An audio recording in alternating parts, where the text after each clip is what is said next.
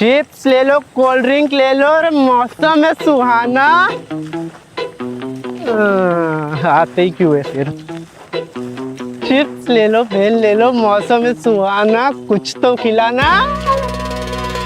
आते ही कहीं के लिए चिप्स ले लो, कोल्ड ड्रिंक नहीं है, भेल।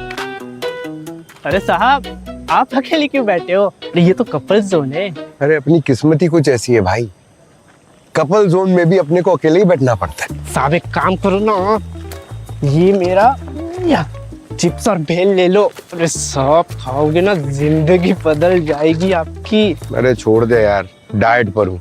आपको डाइट की क्या जरूरत है? अरे आप तो ऐसे ही हैंडसम हो। अरे हैंडसम तो मैं हूँ यार, मेरे को पता है, मगर ड्यूटी के चक्कर में लड़की टिकती नहीं। ऐसा क्या काम करते हो साहब वैसे? सीआईडी ऑफिसर हूँ, कभी मर्डर का केस तो कभी रॉबरी का केस।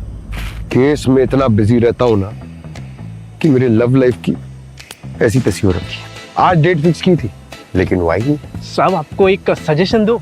दे दे भाई, एक तू ही बचा है। जितने लोग हैं मेरे लाइफ में सब मुझे फ्री का सजेशन बांट रहे, तो तू क्यों चुप है? बोल।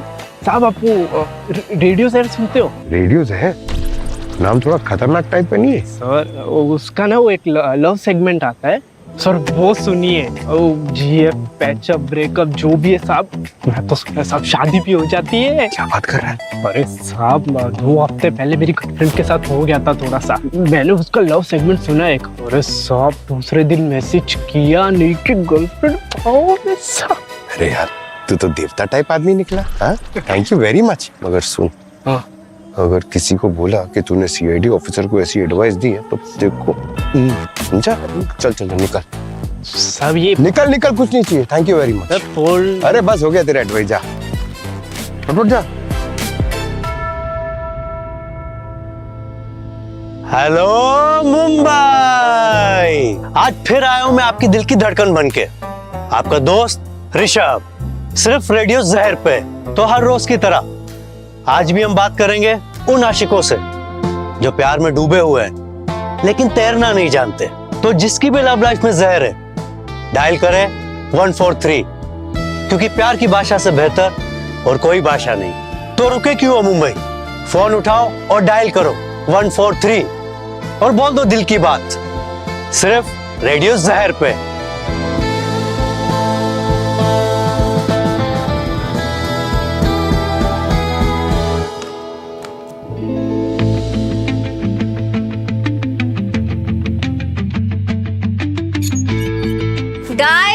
गाइस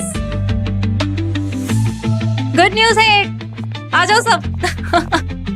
क्या गुड न्यूज है मैम? आज ऋषभ ने अवार्ड जीता है, best romantic RJ of the year. उसके शो के बाद हम सब उसे सरप्राइज देंगे, ठीक है? और स्टूडियो के बाहर सब चुपचाप रहेंगे। जैसे ही ऋषभ अपना शो खत्म करके अंदर आएगा, मेरे सिग्नल पे सब लोग अंदर आ जाना और उसे सरप्राइज देना, और फिर हम उसके लिए केक कट करेंगे।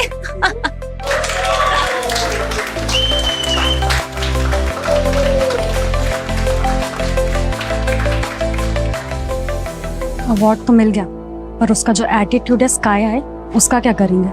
ये सरप्राइज पार्टी में हमें क्यों घसीट रही है ख्याति मैम? ऋषभ का एटीट्यूड कौन झेलेगा? क्या नीचे है स्टूडियो तुम्हारा? अरे रुकिए सर, ऐसे जा नहीं सकते आप। अरे मैं सीआईडी से हूँ, हाथ छोड़ो मेरा। सीआईडी? क्या हुआ, कोई प्रैंक है क्या? लगता है ख्याति मैम का सरप्राइज थोड़ा ज्यादा ही रियल है। एक्सक्यूज मी, मैं ख्याति हूँ स्टेशन हेड। क्या हुआ? सीआईडी यहाँ पे? आपका आरजे ऋषभ, उसकी जान खतरे में है। कहाँ है वो? वो तो अभी लाइव शो कर रहा है। सुनिए, मैं उसके साथ कॉल पे था, ठीक है? उसने मुझे हेल्प के लिए आवाज दी और फिर फोन कट हो गया। आप लोगों को कुछ पता नहीं है?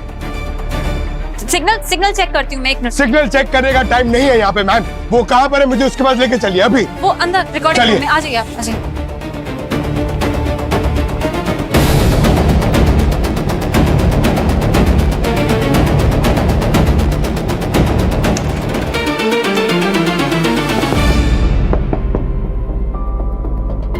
ये दरवाजा लॉक क्यों है? सर ऋषभ भैया हमेशा दरवाजा लॉक करके ही शो करते हैं, उन्हें डिस्टर्बेंस नहीं पसंद। चाबी है? चाबी किसके पास है? शैलेश चाबी दो। जी मैडम। ऋषभ, लाइक ऋषभ, ऋषभ, ऋषभ, ऋषभ भैया, ऋषभ, ऋषभ, इज दैट? ऋषभ। एक मिनट, कोई हाथ नहीं लगाएगा। सब लोग बाहर जाइए, बाहर जाइए। किसी भी चीज को कोई हाथ नहीं लगाएगा और कोई कहीं भी नहीं जाएगा, ठीक है? ऋषभ, सब बाहर जाइए आप लोग, प्लीज।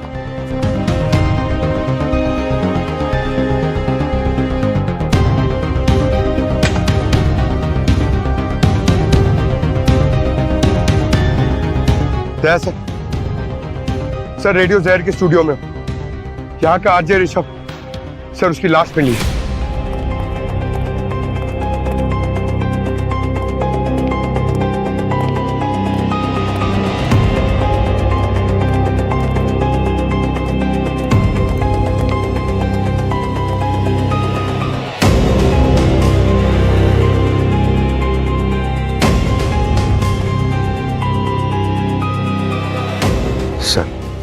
सर जब मैं यहाँ पर आया तो उसकी बॉडी यहीं पर थी और रेडियो शो पे ये बोल रहा था कि मुझे बचाओ वरना वो मुझे मार देंगे। ख्याति ने कहा कि ये रूम अंदर से बंद था सर, क्योंकि ये शो रूम बंद करके ही करता था। अब फिर ये सब सामान यहाँ पर क्यों बिखरा हुआ है? ये सब हाथापाई हुई हुई यहाँ पे। कुछ हो सकता है ये ख्याति हमसे झूठ बोल रही हो, कुछ छुपाना चाहती हो। और सर ये देखिए, इसका चेहरा देखिए सर, यहाँ गाल पे, यहाँ फोरहेड पे, ये सब सूजा क्यों है? ये तो मधुमक्खी के काटने का निशान लगता है। सर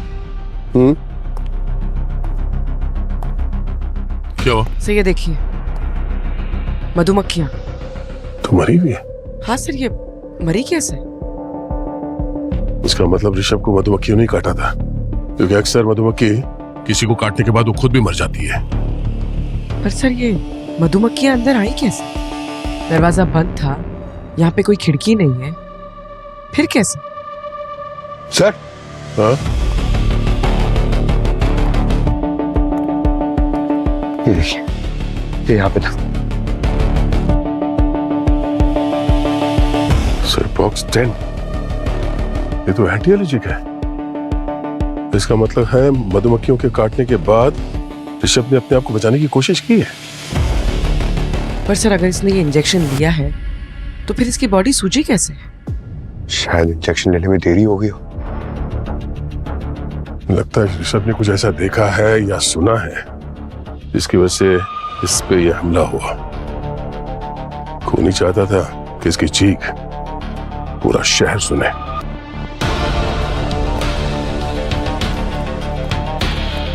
सर बताइए ना, ऋषभ को क्या हुआ, कैसे हो गया ये सब? हमें लगता है कि ऋषभ की मौत मधुमक्खियों के काटने की वजह से हुई है। ये कैसे हो सकता है? मधुमक्खी इस ऑफिस में आ ही नहीं सकती, पॉसिबल ही नहीं है। आप इतने यकीन के साथ कैसे कह सकती हैं कि मधुमक्खी इस ऑफिस के अंदर नहीं आ सकती? सर हमने स्टूडियो में एसी, फिल्टर्स, वेंट्स, हर पॉसिबल एंट्री पॉइंट पे सील करके रखा है। कोई भी मधुमक्खी एक भी एक्सीडेंटली यहाँ अंदर नहीं आ सकती। इतनी सावधानी क्यों? क्योंकि ऋषभ को मधुमक्खियों से एलर्जी थी, वो बहुत सेंसिटिव था। सिर्फ एक मधुमक्खी के डंक से उसको बहुत प्रॉब्लम हो सकती थी। एसी डक्ट से मधुमक्खी अंदर आ सकती है, उसके अलावा ये वॉल्स, वेंट्स, साउंड प्रूफिंग सब परफेक्ट है। सर मैं एक काम करता हूँ, ये सब सामान फोरेंसिक भिजवाता हूँ और एसी डक्ट्स और वेंट्स चेक करवाता हूँ। तब तक हम ये कैमरास का फुटेज चेक करते हैं।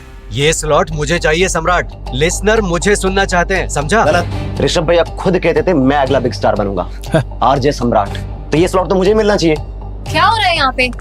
क्यों शोर मचा रखा है? अरे ऐसे कैसे शोर न मचाएं, समझा इसे? क्या क्या चल क्या रहा है? सर ये दोनों आरजे करण और आरजे सम्राट हैं, दोनों ऋषभ के स्लॉट के लिए लड़ रहे हैं। टॉप स्लॉट है ना, प्राइम टाइम, इसलिए। सर ऋषभ भैया मेरे लिए मेरे बड़े भाई जैसे थे, मैंने जो कुछ भी सीखा है ना, आरजे बनना, शो चलाना, सब उन्हीं से सीखा है। तो मैं चाहता हूँ कि टाइम स्लॉट उनकी लेगेसी के साथ जिंदा रहे, तो ये टाइम स्लॉट तो मुझे ही मिलना चाहिए। तुम्हें क्या प्रॉब्लम है? सर मुझे ऑन एयर जाना है सर। सर मैं आपसे बाद में बात करता हूँ सर, मेरा एक्चुअल शो का टाइम हो गया sir, sorry sir. Sorry sir show अगर टाइम पे स्टार्ट नहीं हुआ तो ऑडियंस चैनल चेंज कर देगी, और आजकल इतना पेशेंस किसके पास है सर? एक्सक्यूज मी, मुझे भी थोड़ा सा काम है। Excuse me. सर इतना बड़ा हादसा हो गया और यहाँ पर किसी को कोई फर्क ही नहीं पड़ रहा, सब अपने अपने लगे हुए हैं।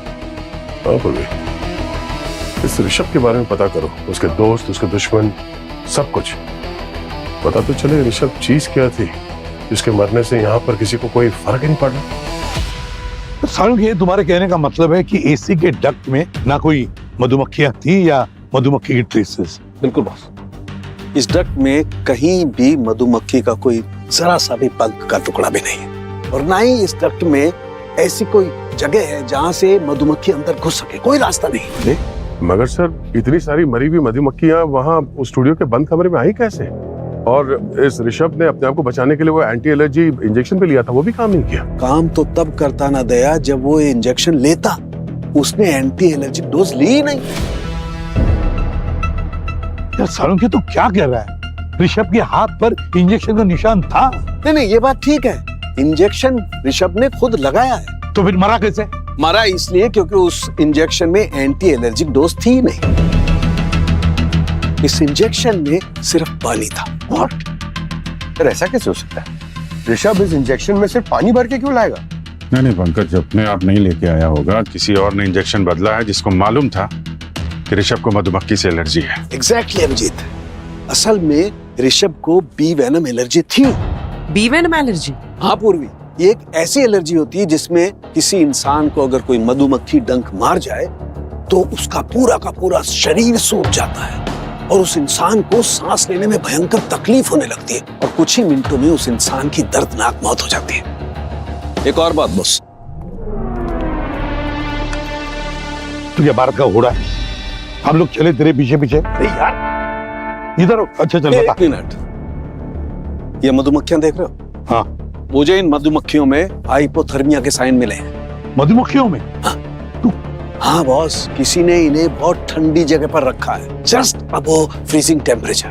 पर सर, कोई ऐसा क्यों करेगा? पूर्वी, मधुमक्खियों को कुछ देर के लिए इमोबलाइज करने के लिए ऐसा किया जाता है। बी फॉर्म्स में ऐसा होता है। मतलब किसी ने मधुमक्खियों को वहां पे बेहोश करके उस स्टूडियो के कमरे में छुपा के रख दिया और बाद में जब वहां पे ऋषभ आया तो रूम टेम्परेचर नॉर्मल होने की वजह से वो होश में आ गई और ऋषभ को देख के लगा कि ऋषभ ही खतरा है और फिर उसका अटैक किया। एग्जैक्टली। तो बहुत सोच समझ के खून किया है। हाँ सर, खूनी को न सिर्फ मधुमक्खियों के बारे में अच्छी तरीके से मालूम है बल्कि ऋषभ के मेडिकल कंडीशन के बारे में भी वो जानता है तो कोई अंदर का ही आदमी। सारुण, एक काम कर, ये किस स्पीशीज की मधुमक्खी है जरा प्लीज बता दे और इसके बारे में डिटेल्स भी। बॉस, ये मधुमक्खी है एपिस डोर्साटा और ये मुंबई में नहीं मिलती है। मतलब सिर्फ ऋषभ को मारने के लिए ये मधुमक्खियां मंगाई गई हैं। मधुमक्खियां मुंबई के बाहर से मंगाई गई, एंटी एलर्जी इंजेक्शन बदला गया। बड़ा शातिर है ये खूनी, और ये जो भी है रेडियो जहर स्टूडियो के अंदर का ही है। वो आरजे ऋषभ की लास्ट कॉल का रिकॉर्ड? सर वो मंगवाई है मैंने सर, वो आती होगी। और वो ऋषभ जब वो चीखा उस वक्त तुम उसके साथ कॉल पे थे ना? हाँ सर, नहीं मैं उसके साथ कॉल पे नहीं था सर, मैं गाड़ी चला रहा था और उसका रेडियो शो जो है ना वो गाड़ी में सुन रहा था सर मैं। अच्छा पंकज, हमने सुना है कि तुमने लव गुरु को कॉल किया था, क्यों? अपनी लव लाइफ के लिए? मेरी लव लाइफ नहीं, एक्चुअली मेरा एक दोस्त है सर, उसे ना थोड़ा लव लाइफ में इशू है तो इसलिए उसके लिए एडवाइस ले रहा था मैं। अच्छा, एडवाइस ले रहे थे, लेकिन अभी तुमने बोला तुम शो सुन रहे थे, कॉल नहीं किया था तुमने, बोलो।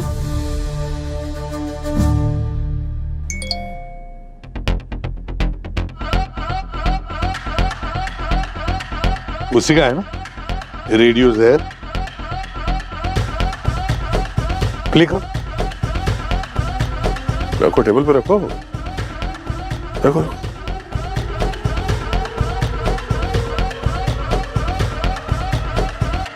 हाय आरजे ऋषभ, मैं पंकज बोल रहा हूँ। एक नॉर्मल आदमी, आई मीन एक आम आदमी। प्यार में पड़ा आदमी कभी आम नहीं होता पंकज जी, आप बहुत खास हो। बताइए क्या प्रॉब्लम है आपकी दिल की? अरे ऋषभ, मैं दिल से रेडी हूँ लेकिन ड्यूटी से फ्री नहीं हूँ। जब लड़कियां फ्री होती है तो मैं ड्यूटी पे लग जाता हूँ और जब मैं ड्यूटी से फ्री होता हूँ तो लड़कियां बिजी हो जाती है।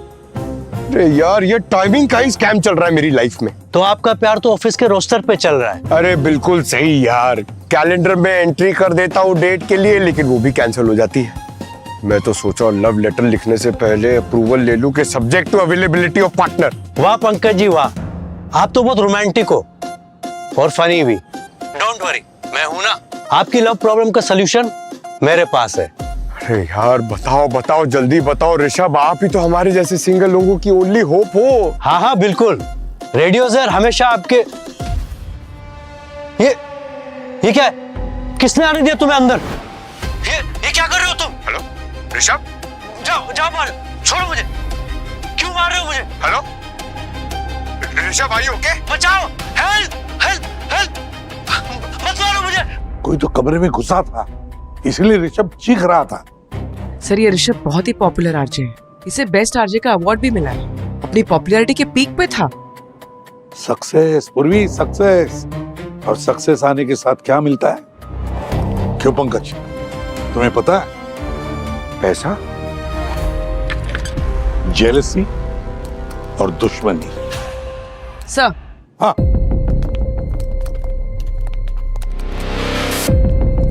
सर ये देखिए, ये पेज मिला है, I hate Rishabh, hate page है सर ये।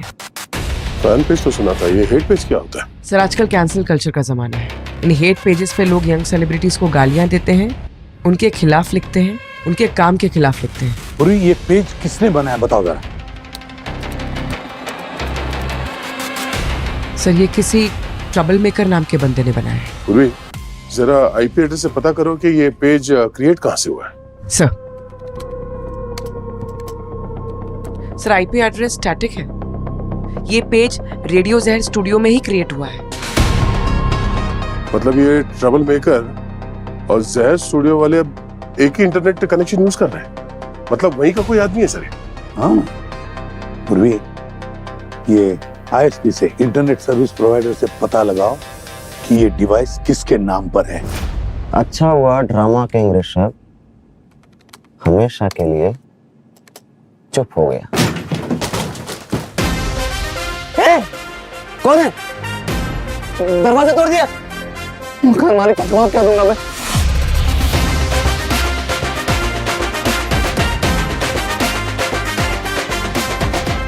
सीआईडी बोलना कि दया आया था, समझ जाएगा। सर आप लोग यहाँ क्या हुआ? तुमसे गुफ्तगू करने आए। मैंने तो सब कुछ सच बता दिया था आप लोगों को। तुमने सच कहाँ बताया था बेटा? तुमने सिर्फ ये बताया था कि ऋषभ तुम्हारा मेंटोर है। हाँ सर, वो सच में मेंटोर है मेरा। अच्छा, तो फिर अपने मेंटोर के खिलाफ नफरत क्यों फैला रहा था ऑनलाइन? हाँ, आई हेट ऋषभ, इस पेज का एडमिन तू ही है ना? तुम ही हो ना ट्रबल मेकर? तुम लोग अंदर क्या कर रहे हो उधर? ये सब पुराने फैसले हो गए।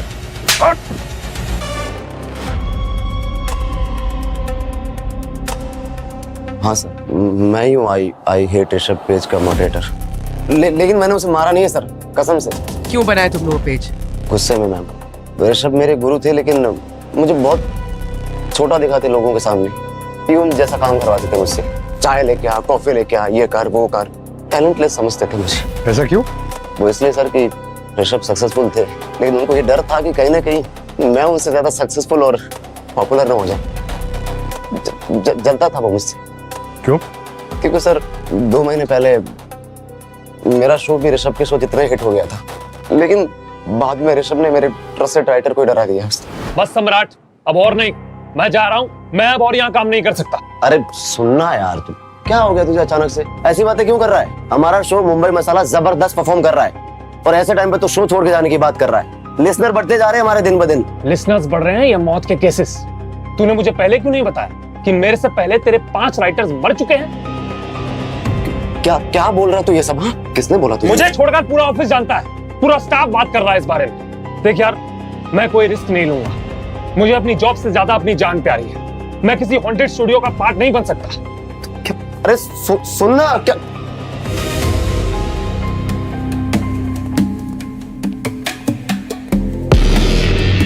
क्या हुआ सम्राट?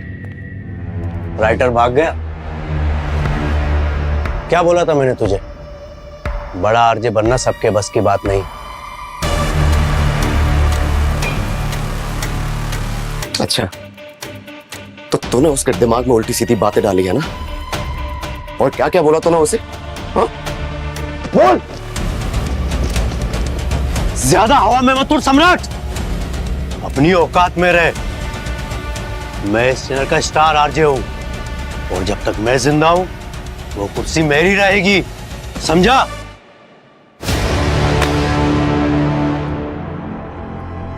सर ऋषभ बहुत चालू आदमी था, जलता था सबसे, मैनिपुलेट करता था।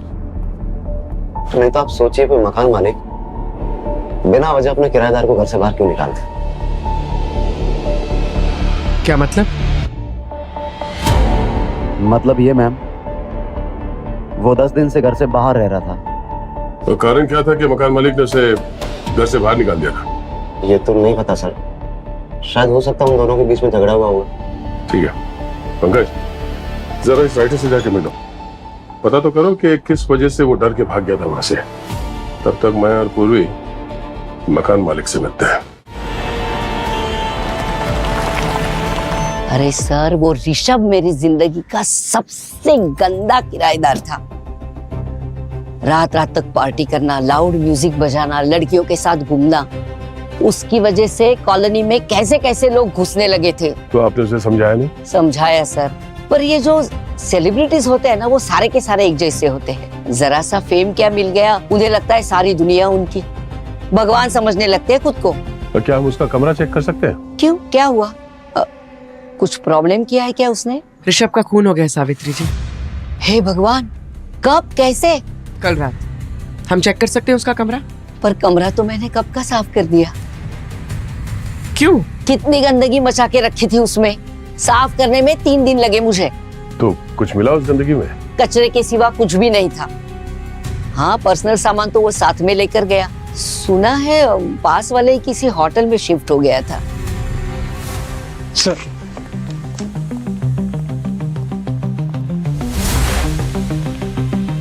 हमने रूम को हाथ भी नहीं लगाया है। ऋषभ सर ने खुद मना किया था। उनके रूम में उनके अलावा कोई भी अलाउड नहीं था। इवन क्लीनिंग स्टाफ को भी अंदर जाना मना था। मतलब सब कुछ वैसे का वैसे ही है जैसे वो छोड़ के गया था? जी मैडम। उनको मैडम कुछ तो एलर्जी थी, हाँ, बी एलर्जी, इसीलिए वो बहुत केयरफुल रहते थे और रूम में हमेशा एयर प्यूरिफायर चालू रखते थे। ठीक है, हम लोग देख लेंगे। कमरा कौन सा है? सर ये चाबी। ठीक है, आप यहीं पे रुकिए, अगर जरूरत पड़ी तो बुला लेंगे। जी सर।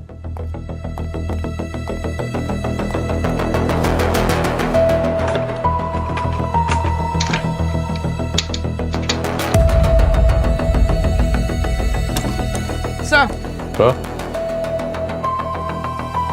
सर ये देखिए, ये तो पूरा का पूरा फैशन शो है। सब महंगे महंगे ब्रांड्स, टैग भी लगा हुआ है। अरे बाप रे, 2,80,000 रुपए का जैकेट, इतना महंगा जैकेट? ऋषभ की सैलरी इतनी तो नहीं थी, तो ये महंगे कपड़े खरीदने के लिए पैसे कहाँ से आते हैं? सर हमने इसका बैंक रिकॉर्ड भी तो चेक किया था, ऐसे कोई अमाउंट का कोई ट्रांजैक्शन था ही नहीं। और अगर क्रेडिट कार्ड यूज किया होता तो स्टेटमेंट में तो दिखाई देता। सर हो सकता है ये फेमस आरजे बनने के बाद उसे कोई स्पॉन्सर मिल गया। स्पॉन्सर? नहीं पूर्वी, कोई स्पॉन्सर नहीं है। लगता कोई तो है जो ऋषभ को ये कपड़े गिफ्ट कर रहा है। एक काम करो, ये जो ब्रांड्स हैं इनके साथ कनेक्ट करो, पता करो कौन है जो इस तरह के डिजाइनर जैकेट्स खरीदता था हमसे।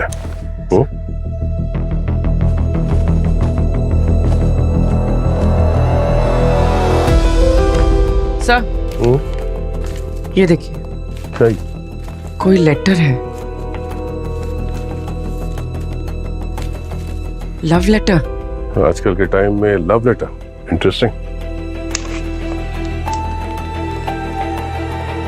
मैडम ख्याति। अरे सर, आप लोग, केस में कुछ प्रोग्रेस हुई? प्रोग्रेस तो तब होती है ख्याति जब सच बोला जाता है। मैं कुछ समझी नहीं। आप एक बात बताइए, आप ऋषभ को कितनी अच्छी तरह से जानती थी? ऋषभ मेरा बेस्ट आरजे था, रेडियो जहर की पहचान था वो। मैं उसे बहुत अच्छी तरीके से जानती थी। अच्छी तरीके से जानती थी, इसीलिए उसके लिए इतने महंगे महंगे गिफ्ट्स देती थी आप। मतलब लाखों के जैकेट्स, डिजाइनर वेयर्स।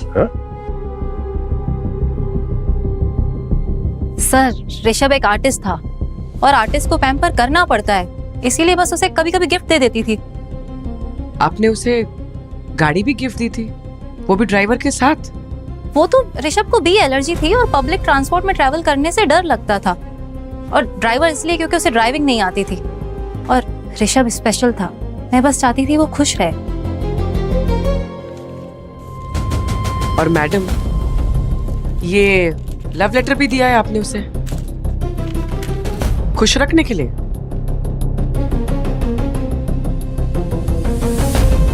देखिए मैडम, सीआईडी झूठ पे ज्यादा टाइम नहीं वेस्ट करती।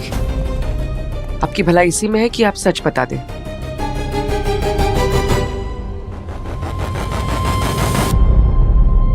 सर मैं ऋषभ से प्यार करती थी, पर उसने कभी मुझ में इंटरेस्ट ही नहीं दिखाया। क्यों? अच्छा, ऋषभ का कोई करीबी, कोई हमराज जिससे वो अपने दिल की बात शेयर करता हो? उसका ड्राइवर सुखी, ऋषभ उसे बहुत मानता था, शायद उसे कुछ पता हो। सुखी ड्राइवर जिसे आपने रखा था? क्या बात है।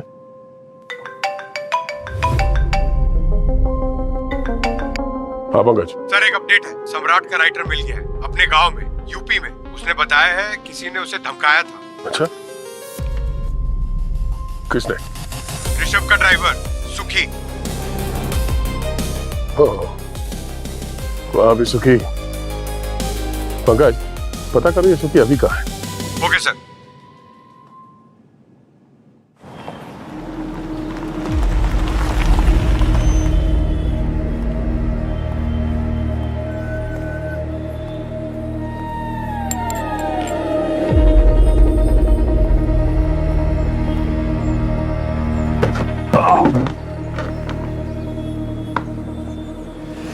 दो चाय देना कड़क, और एक बिस्किट का पैकेट भी दे दो।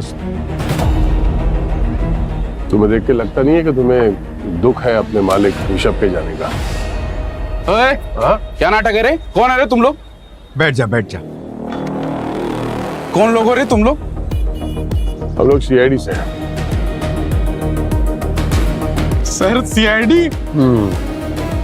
भगवान का शुक्र है आप लोग आ गए सर। ऋषभ बाबा के सर खूनी को सर पकड़ लीजिए सर प्लीज, वो बहुत ही अच्छे इंसान थे सर। अच्छे इंसान तो थे, पर बहुत गलत काम करवाते थे ना तेरे से। गलत? मैं कुछ समझा नहीं सर। नहीं? कैसा गलत काम? ऋषभ के कहने पे तूने उस राइटर को धमकी दी थी ना? आज का शो तो कमाल हो गया, जो भी लिखा था हिट हो गया।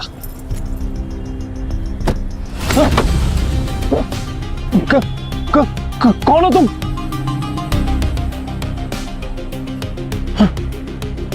अबे ओ राइटर, चुपचाप ये नौकरी छोड़ दे, वरना जिंदा नहीं बचेगा, समझा? सर वो तो ऋषभ बाबा के कहने पे सर हम लोगों ने मिलकर तो प्रैंक किया था सर। तुम्हें पता है तुम्हारे प्रैंक के चक्कर में उसने अपनी नौकरी छोड़ दी? सर मुझे बिल्कुल भी सर नहीं पता था सर, बात इतनी सीरियस हो जाएगी सर। और मैंने इस चीज के लिए सर उनको फोन भी किया था सर, लेकिन सर उन्होंने मेरा फोन ही काट दिया। मैं माफी मांगना चाह रहा था सर। चिंता मत कर, हम पता कर लेंगे। तो एक बात बता, ये जो अफवाह फैली है कि ऋषभ की एक बीवी थी, मतलब उसने दुनिया से छुपा के रखा हुआ था, सच है? सर वो बीवी वाली बात जो थी वो तो एक अफवाह थी। हाँ? कि एक गर्लफ्रेंड थी, ये बात सिर्फ मुझे ही पता थी, ये कोई नहीं जानता था। देख रहे हैं हम कैसे मान ले? अरे सर वो लैंड लेडी सर सावित्री जी की बेटी थी, पिंकी। सर जैसे ही सर ये बात सर ये मामला पूरा ना सावित्री जी को पता चला ना, ऋषभ बाबा को वैसे ही घर से बाहर निकाल दिया तुरंत, फौरन। सावित्री जी? वो ऋषभ एक नंबर का चालू लड़का था, आज एक लड़की के साथ तो कल दूसरी लड़की के साथ। मैं अपनी बेटी की जिंदगी बर्बाद कैसे होने देती? गलती तो मेरी थी ना, मैंने उसे किराएदार नहीं रखना चाहिए था। पता ही नहीं चला मेरी बेटी उसके जाल में कैसे फंस गई। फिर क्या किया आपने? फिर मैंने ऋषभ को घर से निकाल दिया और मेरी बेटी को रत्नागिरी भेज दिया उसके चाचा के पास। कब भेजा आपने उसे रत्नागिरी? जिस दिन ऋषभ को निकाला उसी दिन उसे भी भेज दिया। 10 दिन हो गए।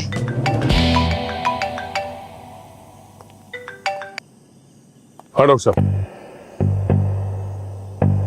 ठीक है, अभी आते हैं। मुबारकबाद दो मुझे, मुबारकबाद दो। गर्लफ्रेंड बात नहीं? अरे यार, नहीं कुछ नहीं। बात यह है कि मैं मुबारकबाद इसलिए मांग रहा हूं कि मुझे पता लग गया है कि स्टूडियो में मधुमक्खी कौन लाया था। मतलब खूनी मिल गया? क्या बात है सर, नाम तो बताइए। उसका नाम है ऋषभ। क्या कहा तूने? ऋषभ? ये तो पूरा उल्टा हो गया। मालूम था मुझे, बिना गुगली डाले ये केस सॉल्व होने ही नहीं देंगे भाई साहब। डॉक्टर साहब, आप किस बेसिस पे कह रहे हैं कि मक्खियों को ऋषभ अपने साथ लेके आया था स्टूडियो में? दया, पहले मैं भी इस सवाल में उलझा हुआ था, लेकिन बाद में मुझे जवाब मिला। पता है कहां से? भाई साहब, मुझे जवाब मिला इस बैग से। हाँ? गौर से देखो इस बैग को। ये देखो, ये इस बैग में ये छेद है ना, और मधुमक्खियों को चाहिए जिंदा रहने के लिए हवा। इस बैग को देख करके लगता है कि ये डिजाइन किया गया है। हाँ, डिजाइन किया गया है मधुमक्खियों को जिंदा रखने के लिए। इन छेद से मधुमक्खियों को अंदर हवा मिलती रहे, मधुमक्खियां जिंदा रहें। सर, अब ये ऋषभ जो है वो जानबूझ के तो मधुमक्खियों को अपने साथ लेके नहीं जाएगा अंदर स्टूडियो में। मतलब स्टूडियो में कोई है जिसने मधुमक्खियों को वहां पे अंदर कमरे के अंदर लेके गया है, पर वो पता कैसे चलेगा? मधुमक्खियों से। आप मधुमक्खी से भी बात कर सकते हैं यार पंकज, मधुमक्खी नहीं, मधुमक्खी के पोलन्स। पोलन्स? हाँ, जिसे हम साधारण भाषा में परागकण कहते हैं ना, पोलन। वो देखो क्या है, मधुमक्खी एक फूल पर बैठती है, वहां से पोलन कलेक्ट करती है और दूसरे फूल पे जाके बैठ जाती है, और ये पोलन भी उस फूल पर ट्रांसफर होते हैं। ऐसे ही तो जिंदगी चलती है। पंकज, इसे क्रॉस पोलिनेशन कहते हैं। ये प्रकृति का नियम है। और बॉस, हमें जो पोलन मिले हैं वो किसी साधारण फूल के पोलन नहीं है, वो एक बहुत ही रेयर वाइल्ड फ्लावर के पोलन है, जो कि अधिकतर रत्नागिरी के एरिया में पाया जाता है। क्या? रत्नागिरी में? हाँ बॉस, और हमें जो वो मधुमक्खी मिली, एपिस डोरसाटा, वो भी रत्नागिरी में मिलती है। सब पिंकी भी तो गई है रत्नागिरी। यस, वहां उसी से मिलने गया होगा ऋषभ। तो फिर अब तैयारी करो रत्नागिरी जाने की। जब से ऋषभ की मौत की खबर सुनी है, तब से इसके आंसू रुक ही नहीं रहे हैं। रो रो के इसका बुरा हाल हो गया है। सुध बुध तो जैसे खो सी गई है इसकी। बहुत प्यार करता था मुझसे, वो बहुत डिसिप्लिन था, सब चीज़ों का ख्याल रखता था। अपने वर्कआउट का, डाइट का भी एलर्जी की वजह से हमेशा एंटी एलर्जिक इंजेक्शन कैरी करता था। पता नहीं कैसे उस दिन भूल गया। मुंबई में तुम दोनों कैसे वक्त गुजारते थे? तुम दोनों का रिलेशन क्या था? मुंबई में हम दोनों ने बहुत से सपने देखे थे। हमने सोचा था हम भागकर सिक्किम चले जाएंगे और वहाँ शादी कर लेंगे। खुशहाल भरी जिंदगी रहेगी हमारी, शोरों से दूर। उसके बाद वो कांटेक्ट करने की कोशिश नहीं की? संपर्क किया उसने तुमसे? किया था, 4 दिन पहले ही आया था रत्नागिरी मुझसे मिलने, हमारे भागने का प्लान फाइनलाइज करने। वो मुंबई से रत्नागिरी तुम्हें यहाँ मिलने आया था? हाँ सर, मैं भी शॉक थी। उसे लॉन्ग ड्राइव पसंद नहीं था। हमारे इधर मधुमक्खी का बहुत बड़ा फार्म है, बहुत रिस्की था, फिर भी वो आया था। यहाँ पास में कौन सा बी फार्म है? ये पड़ोस में है, हमारे फार्म हाउस के साइड में। बहुत तकलीफ है सर, मधुमक्खियां बार बार आकर के हमारी फसल खराब कर देती हैं।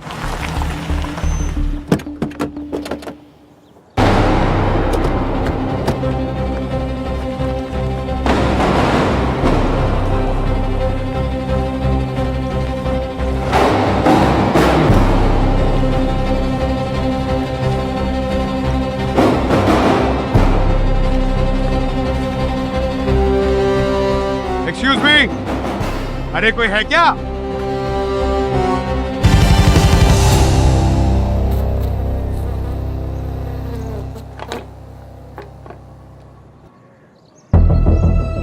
बॉस संभाल के, इस बॉक्स में दुनिया की सबसे खतरनाक मधुमक्खी हैं। अगर बाहर निकल गई तो संभालना मुश्किल हो जाएगा।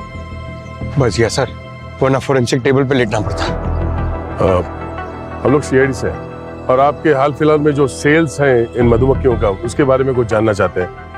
कोई आया था क्या लेने के लिए? वैसे तो मेरे यहाँ रेगुलर कस्टमर ही आते हैं, पर हाँ पिछले हफ्ते एक अमीर टाइप का आदमी आया था जो खुद मधुमक्खियों से तो बहुत डर रहा था, लेकिन अपने स्टोर से आटा ब्लेड खरीद के ले गया और ऐसा स्प्रे भी। ये स्प्रे किस काम आता है? ये नाइट्रोजन इन्फ्यूज्ड स्प्रे है, मधुमक्खियों को फ्रीज करने में और उन्हें टेम्परेरी बेहोश करने में काम आता है। उस आदमी का चेहरा तो देखा होगा आपने, कुछ बता सकते हैं कैसे दिखता था? चेहरा तो याद नहीं, लेकिन हाँ कलरफुल कपड़े पहना था और सनग्लासेस लगाया था। ये था वो आदमी? कपड़े तो यही पहने थे, शायद यही होगा। पर सर ऋषभ क्यों खरीदेगा मधुमक्खियाँ? उसे तो एलर्जी थी ना मधुमक्खियों से। अच्छा, ये आदमी अकेला आया था या कोई और भी था उसके साथ में? ये अकेला ही आया था, क्योंकि मैंने ही ये बॉक्स जो उसके गाड़ी में लोड किए थे और ये स्प्रे भी। ऋषभ मधुमक्खी लेने आया था, गाड़ी में आया था और वो भी अकेले। कुछ समझे तुम लोग?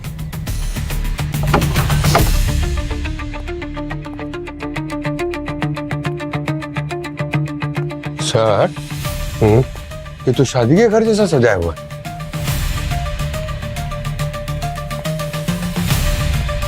जरा देखो दूल्हा कहाँ है।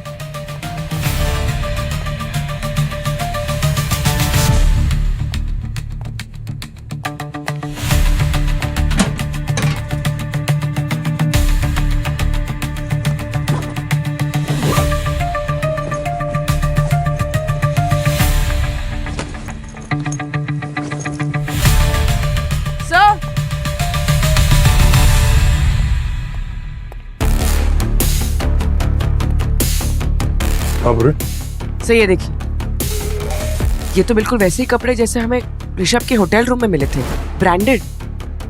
सर ये बी फार्म वाला भी तो यही बात कर रहा था कि ऐसा ही जैकेट था। अरे अरे अरे, ये देखिए सर, कमाल है, सुहागरात के लिए सेज सजा के रखा है।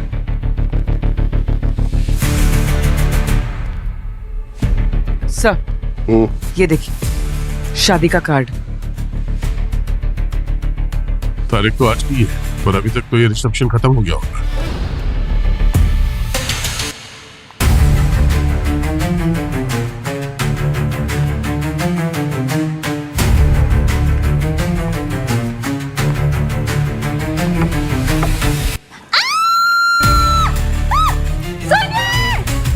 अरे क्या हुआ? हाँ कमरे में कोई है। क्या हुआ? कमरे में कोई है। कौन?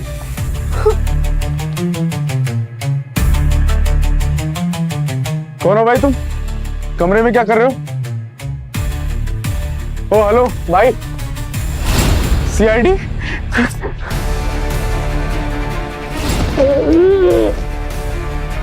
चलो चलो चलो चलो, आप लोग जाओ नीचे, ये लेके जाइए आप लोग, चलिए जाओ। जब भाभी नीचे जाइए, आप आराम से खाना वाना खाइए। चलो चलो चलो चलो, अंदर चलो, आइए।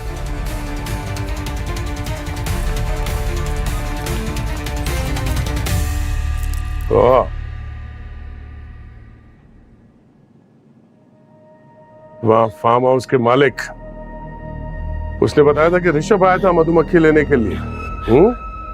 अकेले आया था, रत्नागिरी गाड़ी चला के, जबकि ऋषभ, उसे ड्राइविंग नहीं आती। प्लानिंग तो बहुत अच्छी की थी तूने, काबिले तारीफ, बस एक गलती कर दी। जब ऋषभ अपनी गर्लफ्रेंड के साथ रत्नागिरी में था, तब तुम उसकी गाड़ी ले जाकर उसी के मौत का सामान खरीद रहे थे। जिस थाली में खाया उसी में छेद किया। क्यों किया तुमने अपने मालिक के साथ ऐसा? अपनी शादी के लिए पैसों की जरूरत थी सर, इसी सिलसिले में सर ऋषभ बाबा के पास में सर पैसों के लोन के लिए गया था। सोचा पैसे मिल जाएंगे, लेकिन ऋषभ बाबा ने सीधा मना कर दिया। उन्होंने कहा कि पैसे नहीं है, ऊपर से सर ज्ञान भी दिया, बोला कि सर पैसे तू अपने लिमिट में खर्च किया कर। सर ज्ञान रेडियो पे अच्छा लगता है सर, असल जिंदगी में नहीं सर। बस इतनी सी बात के लिए तूने खून कर दिया उनका।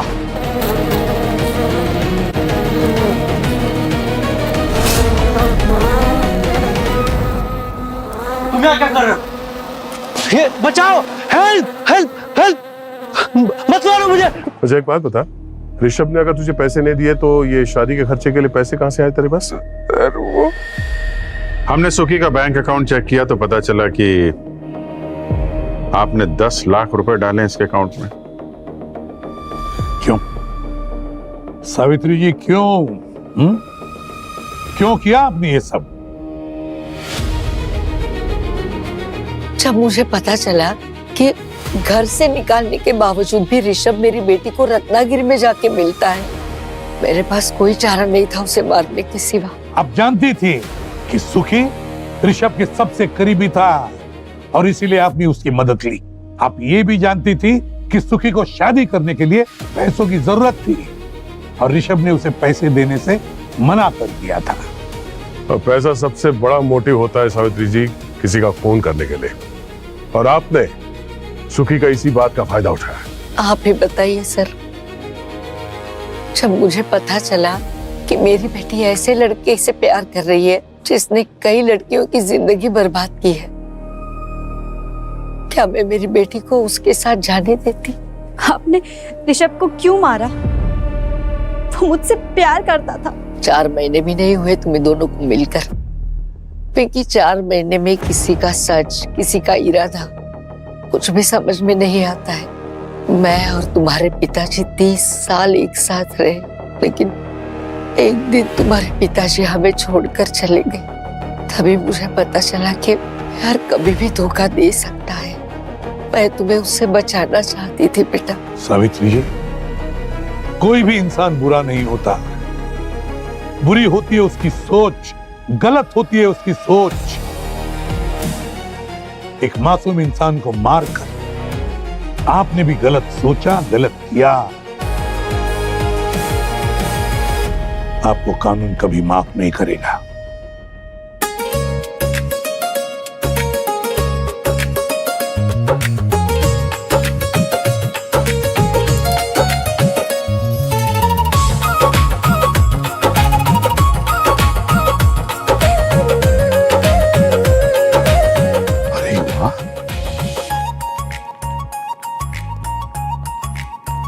वाह, क्या बात है पूरी, इतनी सुंदर रंगोली बनाई है तुमने, और बॉटम डेकोरेशन भी कितना सुंदर है। हाँ सर, वाकई में बहुत खूबसूरत है। ये फूल, लाइट्स, वही तो पूरा ब्यूरो जगमगा रहा है। पूरी तुम भी प्यारी लग रही हो। Thank you sir. नहीं, मानना पड़ेगा पूर्वी, तुम इतना सब काम कैसे करती हो? मुजरिम को भी पकड़ना है और त्योहार भी मनाना है। अरे अभी गणपति में वो मोदक, वो पूरन पोली, उसका स्वाद अभी भी मेरे जुबान पे है।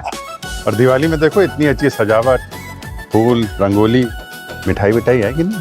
सर बिना मिठाई के दिवाली थोड़ी ना अच्छी लगती है। ये लो। अरे मिठाई भी है सर। हाँ तो मिठाई से याद है, मिठाई खाने वाला कहाँ है? पंकज कहाँ है वो? कहाँ है? हाँ मिठाई तो इधर है। आता ही होगा सर।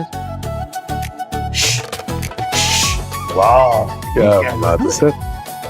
वाह, होममेड है सर। होममेड, वाह, कमाल। तुम्हें मना किया था ना इन कपड़ों में मत आओ। कहाँ है दिवाली वाले कपड़े? अरे पूर्वी, किसी को बोलना मत, मेरी एक्चुअली डेट है, मैं जा रहा हूँ दिवाली उसी के साथ मनाऊंगा। अरे आप सब लोग वेट कर रहे हैं ना। अरे यार तुम मुझे प्रेशर में डाल रही हो। ठीक है, काम करता हूँ, मैं फटाफट डेट डाल के आता हूँ। ठीक है, आ जाऊंगा ब्यूरो वापस। ठीक है, विश मी लक। प्रॉमिस आना, जल्दी आओ। अरे पूर्वी, ये पंकज कहाँ जा रहा है? सर वो कुछ काम से गया है सर। वो जैसे ही काम खत्म होगा आ जाएगा सर। कमाल है, चलो हम सेलिब्रेट करते हैं। अच्छा ये बाकी के लोग कहाँ हैं? डॉक्टर सालू के, सचिन, श्रेया, अवनी, भूमि, कृतिका, ये सब। सर सबको कॉल किया है, सब आते ही होंगे sir. Happy Diwali sir, happy Diwali. अरे पंकज, तुम इतनी जल्द वापस आ गए? वापस आ गया मतलब? आखिर गए ये? हाँ सर, वो डेट। अरे सर, डेट वेट तो होते रहेंगे सर, मगर दिवाली सर साल में एक बार आती है, खुशियों का त्योहार है सर, और वो मेरी टीम के साथ मनाना चाहता हूँ सर। एक्चुअली सीआईडी मेरी टीम नहीं है सर, सीआईडी मेरी फैमिली। ये बात तो है मेरा भाई। क्या हुआ, बात बनी नहीं? Next time better luck. मिठाइयाँ, काजू कतली, ये देखो, ये देखो, ये भाई